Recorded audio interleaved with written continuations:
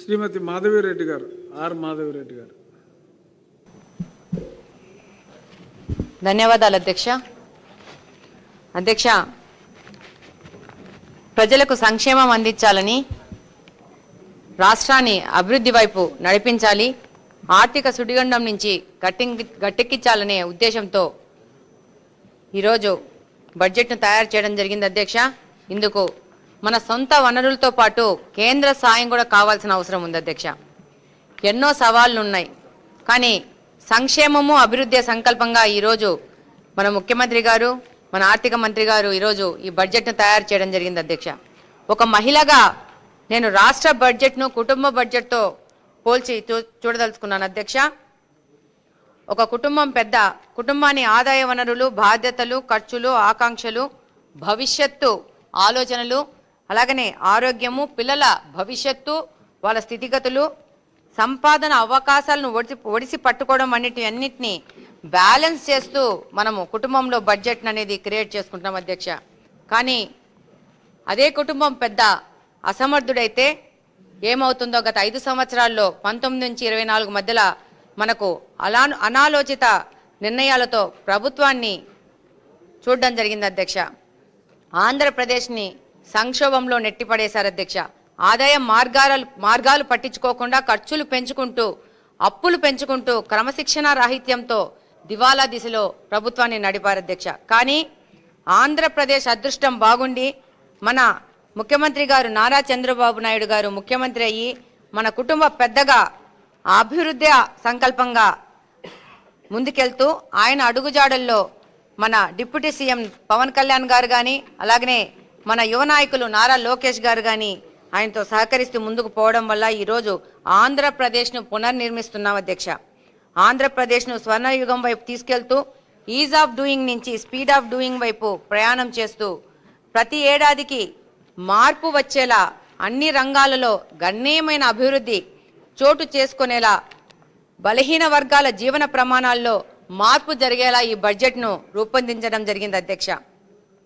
Vision 2047 లక్ష్యంగా ప్రభుత్వం పయనిస్తోంది అధ్యక్ష. ఆర్థిక క్రమశిక్షణ పాటిస్తూ వ్యవసాయం, సాగునీటి రంగానికి, విద్య, వైద్య రంగాలను బలోపేతం చేస్తూ యువతకు ఉపాధినిచ్చే పెట్టుబడులను ఆకర్షిస్తూ బడ్జెట్ రూపొందించిన ప్రభుత్వాన్ని అభినందిస్తున్నాను అధ్యక్ష. ఈ యొక్క బడ్జెట్ రాష్ట్రాన్ని అభివృద్ధి బాటలో తీసుకుపోతుందనే దానికి ఏ విధమైన అనుమానం అవసరం లేదు అధ్యక్ష. ఈరోజు అన్ని వర్గాల సమగ్రాభివృద్ధి లక్ష్యంగా 3,32,205 కోట్లతో బడ్జెట్ను ప్రవేశపెట్టారు మన ముఖ్యమంత్రి గారు, మన ఆర్థిక మంత్రి పయ్యావుల కేశవ్ గారు. రాష్ట్ర అభివృద్ధి లక్ష్యంగా ఎన్నడూ లేని విధంగా మూలధన వ్యయాన్ని 53,915 కోట్లకు గాను కేటాయించడం జరిగింది అధ్యక్ష. గతంలో పోల్చితే 2021-22లో 18,000 కోట్లు, అలాగనే 22-23లో 8,000 కోట్లు, అంటే మొత్తం బడ్జెట్లో 4%గా, అలాగనే 23-24లో 24,000 కోట్లు అంటే 9%గా కేటాయిస్తే ఈ సంవత్సరము 53,915 కోట్లు అంటే 16% మన మొత్తము మూలధన వ్యయాన్ని కేటాయించడం జరిగింది అధ్యక్ష. ఈరోజు చూస్తే ఈ యొక్క బడ్జెట్లో సాగునీటి ప్రాజెక్టుల కోసం 18,224 కోట్లు కేటాయించి గతంతో పోలిస్తే 4,000 కోట్లు అధికంగా ఇవ్వడం జరిగింది అధ్యక్ష. అలాగనే పేదవారి సొంత ఇంటి కల నెరవేర్చాలనే లక్ష్యంతో ప్రభుత్వం పనిచేస్తోంది అధ్యక్ష. అందులో భాగంగానే 2,000 కోట్లు కేటాయిస్తే ఈ ఏడాది 6,357 కోట్లు కేటాయించడం జరిగింది అధ్యక్ష. అలాగనే సంక్షేమానికి గతంలో 41,726 కోట్లు కేటాయిస్తే ఈ ఏడాది 53,190 కోట్లు కేటాయించడం జరిగింది అధ్యక్ష. అలాగనే చూస్తే బీసీలు, ఎస్సీలు, ఎస్సీ ఎస్టీలకు, మైనార్టీ సంక్షేమం కోసము, మహిళా శిశు వికలాంగుల సంక్షేమానికి మొత్తంగా కలిపి దాదాపు 91,525 కోట్లు కేటాయించడం జరిగింది అధ్యక్ష. గతంలో ఎన్నడూ కూడా సంక్షేమానికి ఇంత పెద్దన కేటాయింపులు జరిగిన దాఖలాలు లేవు అధ్యక్ష. అలాగనే పాఠశాల విద్యకి 32,308 కోట్లు కేటాయిస్తే అందులో తల్లికి వందనం కోసము 9,668 కోట్లు కేటాయించగా, సమగ్ర శిక్షణ అభియాన్ కానీ, డొక్కా సీతమ్మ మధ్యాహ్న భోజన పథకం కానీ, పిఎంసి పాఠశాలలు కానీ, సర్వేపల్లి రాధాకృష్ణ విద్యార్థి మిత్ర కిట్ల కోసము ప్రతి ఒక్క విభాగాన్ని సమాన ప్రాధాన్యతనిస్తూ ఈరోజు పాఠశాల విద్యకి ఎంతో పెద్ద ఎత్తున కేటాయింపులు జరిగాయి అధ్యక్ష.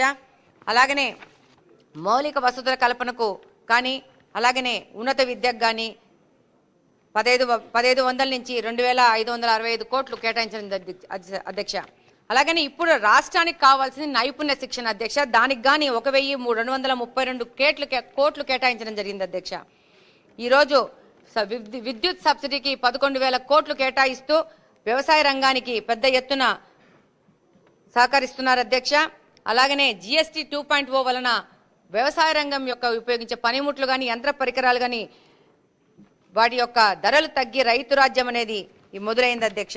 అలాగనే అధ్యక్ష వైద్య శాఖకు 19,306 కోట్లు కేటాయించినారు అధ్యక్ష. అందులో గతంలో పోలిస్తే 9.46% అధికంగా కేటాయించడం జరిగింది అధ్యక్ష.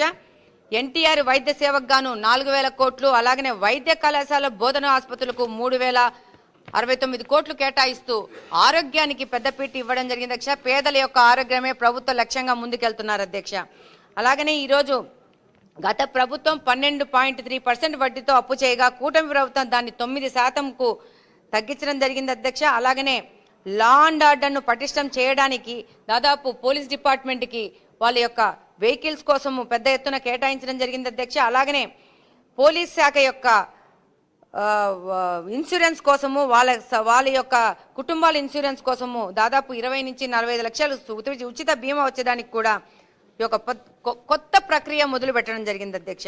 అలాగనే అర్బన్ నుంచి వచ్చిన ప్రాతినిధ్యం వహిస్తున్న మా యొక్క అర్బన్కి మున్సిపల్ పట్టణాభివృద్ధికి 14,539 కోట్లు కేటాయించడం జరిగింది అధ్యక్ష. ఈరోజు అలాగనే మేము చాలా హోప్ చేస్తున్నాం అధ్యక్ష. మా యొక్క అర్బన్ ప్రాంతాల అభివృద్ధికి మంచి అవకాశం ఉంటుందని ఈ బడ్జెట్లో.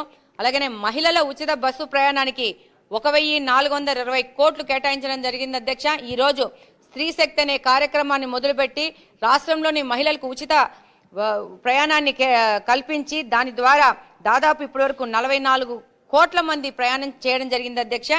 గత సంవత్సరం దాదాపు 1000 కోట్లు దీనికోసం ఖర్చు జరిగింది. అప్పుడు కేటాయింపులు జరగలేదు, కానీ ఇప్పుడు దానికోసం 1,420 కోట్లు కేటాయించడం జరిగింది అధ్యక్ష.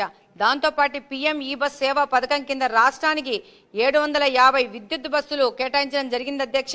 కేంద్ర ప్రభుత్వము వీటిని 11 నగరాలలో నడపనున్నారు అధ్యక్ష. అలాగనే తిరుపతి తిరుమల మధ్యన కూడా బస్సులను 300 బస్సులను కేటాయించడం జరిగింది అధ్యక్ష. అధ్యక్ష ఒక్కసారి రాయలసీమ ప్రాంతం మీద మాట్లాడమంటారు అధ్యక్ష? 2 minutes. కేశవ్ గారు చదివిన దాన్నే మళ్ళీ ఎక్కువ రిపీట్ చేస్తున్నారు. మీరు మీ ప్రాంతానికి అన్వయించుకుని మీకు ఏదికి అయితే బాగుంటుంది అన్న దాని గురించి మాట్లాడితే ఒక్క నిమిషం మాట్లాడతాను అధ్యక్ష. అలాగనే అధ్యక్ష ఈ బడ్జెట్లో ప్రత్యేకంగా చెప్పుకోవాల్సింది ఏంటంటే దాదాపు 30,000 కోట్లు ఈ రాయలసీమకు కేటాయించడం జరిగింది అధ్యక్ష. రాయలసీమ ఇంటిగ్రేటెడ్ అభివృద్ధి కోసము ఒక రాయలసీమ వాసిగా కరువు ప్రాంత బిడ్డగా ఈ బడ్జెట్ నేను సంపూర్ణంగా స్వాగతిస్తున్నాను అధ్యక్ష. దీనికోసం మన లక్ష్యం గ్లోబల్ హార్టికల్చర్ హబ్ అధ్యక్ష. ఈ యొక్క కార్యక్రమం ద్వారా కరువు తాండవించే సీమ ప్రాంతాన్ని ఫ్రూట్ బాస్కెట్గా తయారు చేస్తూ గ్లోబల్లీ రాయలసీమని ప్రపంచానికి పరిచయం చేసే కార్యక్రమం మొదలైంది అధ్యక్ష. ఇక్కడి నుంచి రైతులే గ్లోబల్ వ్యాపారవేత్తలుగా ముందుకెళ్లే విధంగా ఈరోజు ప్రభుత్వం ముందుకెళ్తా ఉంది అధ్యక్ష. ఒక పక్షపాతిగా రాయలసీమ వాసిగా రాయలసీమకు ఇంత పెద్ద ఎత్తున కేటాయింపులు చేయడం అనేది మన ముఖ్యమంత్రి గారి వల్లనే చేతైంది అధ్యక్ష.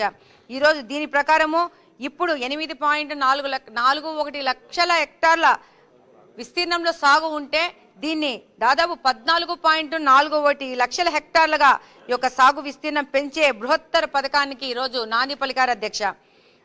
దీనిలో భాగంగా మైక్రో ఇరిగేషన్ కానీ మార్కెటింగ్ లింకేజ్ కానీ అలాగనే ప్రాసెసింగ్ విలువ ధరలు పెంచుతూ ప్రాసెసింగ్ యూనిట్ల ఏర్పాటు కానీ అలాగనే ఈ యొక్క మార్కెట్లకు చేరుకోవడానికి రహదారుల విస్తరణ మరమ్మతుల విషయం కానీ చేసుకుంటూ ఈరోజు గ్లోబల్ యాక్సిస్ అంతర్జాతీయ ఎగుమతులను పెంచుకోవాలనే ఉద్దేశంతో ఈరోజు రాయలసీమకు ఇంత పెద్ద ఎత్తున కేటాయింపులు చేయడం జరిగింది అధ్యక్ష. ఇందులో ముఖ్యంగా మౌలిక వసతులు కల్పించడం ద్వారా రాయలసీమ ప్రభుత్వం సమగ్రంగా అభివృద్ధి అయ్యే అవకాశం ఉంది అధ్యక్ష. అలాగనే రాయలసీమ ప్రాంతానికి పునర్జీవం చేయడానికి దాదాపు 8,000 కోట్లు ఈ యొక్క సాగునీటి రంగానికి కేటాయించడం జరిగింది అధ్యక్ష. ఈ సాగునీటి కార్యక్రమాలకి 20 నెలల వ్యవధి కూడా కేటాయించడం జరిగింది అధ్యక్ష. గతంలో పోలిస్తే 5 సంవత్సరాలకు గాను 2,000 కోట్లు మాత్రమే కేటాయించారు. ఇప్పుడు 8,000 కోట్లు ఒక సంవత్సరానికే కేటాయించడం జరిగింది అధ్యక్ష. ఆ రోజు ఆగిపోయిన ప్రాజెక్టులను కూడా మళ్ళీ రీస్టార్ట్ చేయడం జరుగుతుంది. ఆ ప్రాజెక్టుల ద్వారా రాయలసీమను ఆదుకోవడం జరుగుతుంది అధ్యక్ష.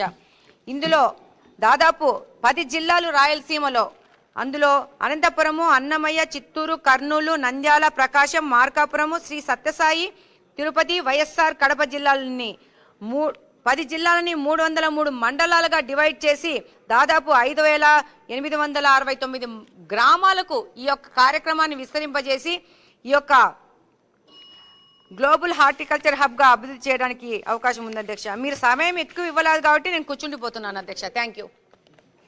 ఎందుకంటే ఎంతసేపు మాట్లాడేమన్నది కాదు, సభ్యులు ఏం మాట్లాడేమన్నది చూసి పయ్యాల కేశవ్ గారు చదివిందే మళ్ళీ మనం శాంక్షన్ ఇచ్చినట్టు రిపీట్ చేయవలసిన పని లేదు. అందరికీ అదే ఉన్నది. ఇందాక సుజనా చౌదరి గారు మాట్లాడారు, చక్కగా సలహాలు ఇచ్చారు. జగదీశ్వరి ఆవిడ మాట్లాడారు. సో కొంచెం రిపిటేషన్ లేకుండా సూచనాత్మకంగా ఉంటే ఇంకా జనరంజకంగా, ప్రజారంజకంగా ఉంటుంది.